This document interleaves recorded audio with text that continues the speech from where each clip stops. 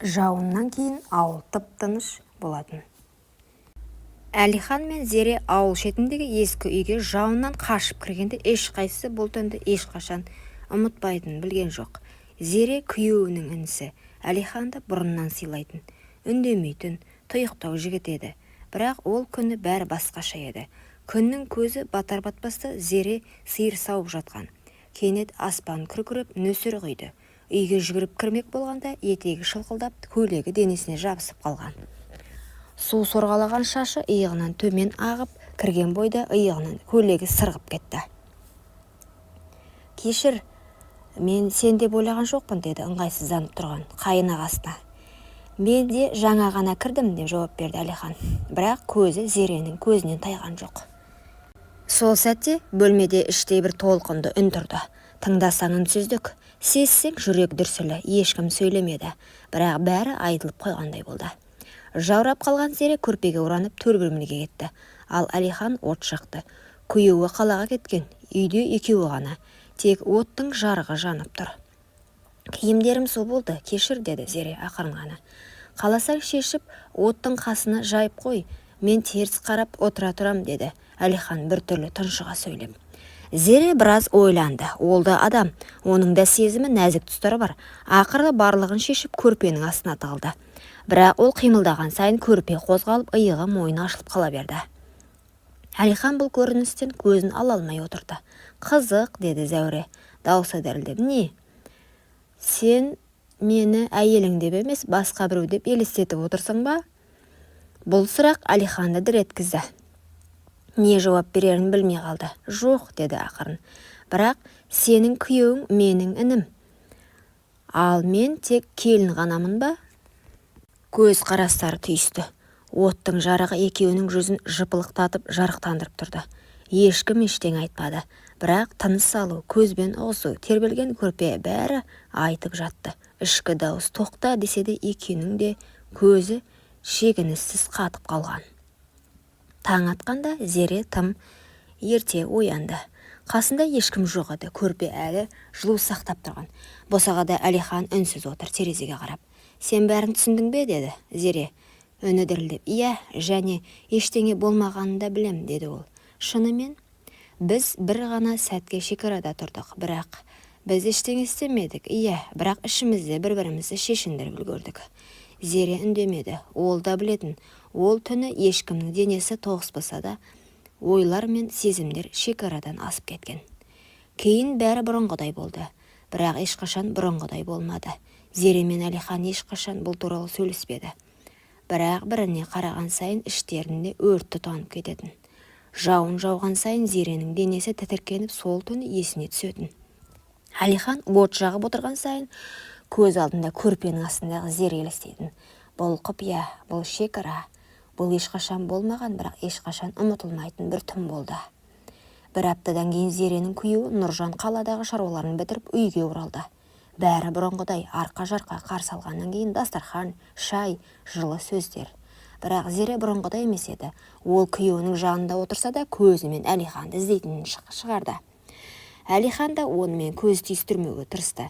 Бірақ бұл екеуінің арасындағы үнсіз от өшпеген еді. Сен жауыннан кейін суық тигізіп алмадың ба? Деді Нұржан. Зере еріксіз жымиып. Иә, суық, бірақ от жаққан еді, деді. Өзі де байқамай. Күйеуі жай ғана бас изеді. Бірақ Әлихан төргі бөлмеден сығалап тұрған. Ол бұл жауапты естіді. Ол оттың басында отырған ешті екеуі ұмытпағанын білді. Сол түні Зере ұйықтай алмады. Күйеуі жанында жатыр. Бірақ көзі жұмылған сайын басқа көз қарасы, басқа дем, басқа оттың жылуын елестетті. Бір түнде өмірінің бәрі бөлініп қалғандай. Түсінде өзін қайтадан оттың алдында көрді. Бұл жолы көрпесіз, толықтай жалаңаш, ал Әлихан үнсіз жақындап келіп, тек көзімен болмайды деп тұрған. Бірақ денесі алға тартып барады. Түстен оянғанда денесі балбырап ұялғандай болды. Бірақ өзінен емес, ойынан. Арада біраз уақыт өтті. Күндер, кештер, шайлар бәрі қалыпты. Бірақ Зере мен Әлихан арасында үнсіз тілдесу, ұзақ көз қарастар, жай ғана сәл тоқтап күлімдеу бәрі үдей түсті. Бір күні түнде Зере су алуға шығып сыртқа шықты. Сол кезде құра жақтан бір көлеңке қозғалды. Жүрегі зірк ете қалды. Бірақ бұл Әлихан еді. Түн тыныш қой, деді ол жай ғана. Иә, бірақ ішім тыныш емес, деді Зере. Әлихан оның көзіне қарады. Бұл жол ұзақ, бұл жол екеуі де шегінбей тұрды. Не істеп жүрміз біз осы, деді Зере ақырын. Бұлай болмайды ғой. Бірақ болып қойды ғой, деді ақырын тұншыға Әлихан. Кенет алдынан есік сықыр естілді. Зере селк етіп үйге қарай жүгірді, ал Әлихан түнде сіңіп кетті. Ертеңіне бәрі бұрынғыдай болды, бірақ Әлихан Зереге қағаз қалдырды, қысқа ғана сөз. Түсімде сен үнемі оттың жанындасың, көрпенің астында. Сен мені неге түсіңде шақырасың, Зере? Зере хатты қайта-қайта оқыды. Жауап бергісі келді, бірақ қалай? Күйеуінің көзіне қарай алмай жүрген келін өз жүрегімен күресе алмай қалды. Сол түннен кейін көп ұзамай Зеренің басы айнала бастады. Асқа зауқы соқпай әлсіреп жүрді. Алғашында өзі де мән бермеген, бірақ бір күні шай құйып отырып қолындағы кесені түсіріп алды. Әлсіздік пе, әлде жүректегі қорқыныш па? Өзі де білмейді. Енесі, келін-ау, сен түрің бір түрлі. Әй, аяғың ауыр емес пе, деді. Зере естіп тұрған білсе де үндемеді. Басын шайқады. Бірақ сол түні дүкенге өзі барып тест алды. Жауап біреу еді. Екі сызық. Қолы дірілдеп отыра кетті. Күйеуімнен бе? Әлде ол кезде күйеуі қалада еді. Бірақ жоқ, мүмкін емес. Бір сәтке ғана еске түсті. Сол жауыннан кейінгі түн, көрпенің астындағы дем. Оттың жарығында өртенген сезім. Тіпті ештеңе болмаған күннің өзінде денесімен емес, жанымен берілу еді. Мен оған ештеңе істеген жоқпын, бірақ іштей мен сол сәтте соны қалап тұрдым, деді. Күйеуі күлімдеп кіріп келген күні Зере не істерін білмей қалды, төсекте үнсіз жатты.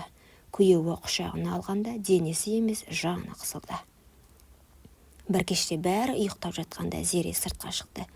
Ай астында жалғыз тұр еді. Артынша Әлихан да келді. Сен де ұйықтай алмай жатырсың ба, деді. Жоқ, бәрі жақсы ма, Зере, деді ол, біртүрлі елеңдеп. Жоқ, ұзақ үнсіз орнады. Менің аяғым ауыр сияқты, деді. Әлихан қозғалдықтап. Сүйгеніңнен бе, деді. Мен оны сүймеймін, ол тек күйеуім, деді. Зере деп сыбырлады ол, бірақ Зере көзін жұма салды. Егер сенен болса, не істейсің? Әлихан демін тартып алды. Сен ештеңе айтпа, бұл сыр. Менімен бірге кетсін. Егер керек болса, мен кетемін. Мен жоғаламын. Жоқ, сен кеткенде мен жалғыз қаламын ғой. Сол түн екеуі тағы ештеңе істемеді, бірақ енді бұл үнсіздіктің өзі күнә секілді ауыр болды. Айлар өте берді, Зеренің іші білініп қалды. Енесі қуанып жан-жаққа сүйінші айтумен жүр. Бірақ бір күні Зере ішін сипап отырған кезде енесі жанынан өте бере. Сенің ішіңдегі бала кімнен екен? Зере селк ете қалды, қорыққанын жасыра алмады. Біреуге ұқсайды ма? Әркімнің өзіне ұқсамайтын біреу болады ғой, деп күлді. Нұржан соңғы кезде тым суып кеткен. Үйге кеш келіп жүр, жылы сөз жоқ. Бір күні Зере батылданып сұрады. Саған бірдеңе болды ма, деді. Жоқ, бәрі жақсы. Сен маған режулі сияқтысың ғой. Жоқ, тек сен көп ойланатын болдың. Бұрынғыдай емессің. Қолыңды ұстасам жүрегің дір ете қалатын. Сен маған не жасырып жүрсің? Айтшы, деді. Зере еш жауап бере алмады. Ол үнсіз бөлмеге кіріп кетті. Сол түні түсінде бала жылап жатты. Бірақ даусы Әлиханның үнімен. Ай айналып күн аунап Зере босанды. Ол бала, енесі қуанып жүр. Бала тап-таза, қып-қызыл боп дүниеге келді. Бірақ бір жұмадан кейін нәрестенің бет-әлпеті анықтала бастаған кезде жұрт сыбырлай бастады. Енесі балаға ұзақ қарап тұрып, әкесіне ұқсамаған екен, деді ақырын. Жоқ, мүмкін емес, деді Зере жалма-жан. Бірақ жүрегі атша тулап, ішкі күдік күн сайын өсе берді. Өйткені өзі де ішінен сезіп тұрды. Бала Әлиханға көбірек ұқсайды. Бір күні Нұржан кеш оралды. Қолында ескі күнделік. Бұл Зеренің күнделігі еді. Жазып тастаған. Бірақ ішіндегі бір беті ғана жыртылып қалған бетінде мынадай жазулар тұр еді. Мен ештеңе істемедім. Бірақ екеуміздің ішімізде бәрі болды. Жалаңаш сезім денеге тимей-ақ сындырады екен. Әлихан, кешір мені.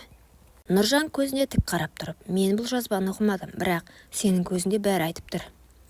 Жоқ, мен ештеңе істеген жоқпын, деді, бірақ сенің жүрегің менен кеткен. Нұржан қолына баланы алып тұрып ұзақ қарап тұрды. Кенет көзіне жас келіп, сәбиді ақырын Зеренің төсіне жатқызды да бұл бала менікі емес шығар, бірақ оның кінәсі жоқ. Мен сені кешіремін, бірақ өзімді кешіре алмаймын, деді. Ол үнсіз жиналды да үйден шығып кетті. Сол кеткеннен оралмады. Бірнеше күннен кейін ауылға сөз тарады. Әлихан ауылдан кетіп жатыр екен. Ешкімге ештеңе айтпаған. Жолға жиналып жатқан Зере келіп соңғы рет жолықты. Сен ше, ештеңе айтпайсың ба? Айтатын сөз қалды ма, Зере? Бала, ол менікі болсын болмасын, мен оны ешқашан көре алмаймын. Неге? Себебі мен күн сайын сенің көзіңнен өзімді көріп, өзімді жек көргім келмейді. Зере егіліп жылап, басын оның иығына қойып, мен саған ешқашан тәнімді бермедім, бірақ жанымды беріп қойыппын. Сол жан менің өмірімді алып кетті. Сол сөзбен Әлихан бұрылды да мүлдем кетіп қалды. Ауылға қайтып оралмады. Зере қайынағасымен болған бір сәттік әлсіздіктің құнын өмір бойы төледі.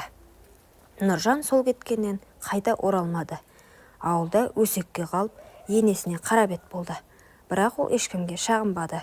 Басына орамалын тартып, ұлының көз жасына қарап өмір сүрді.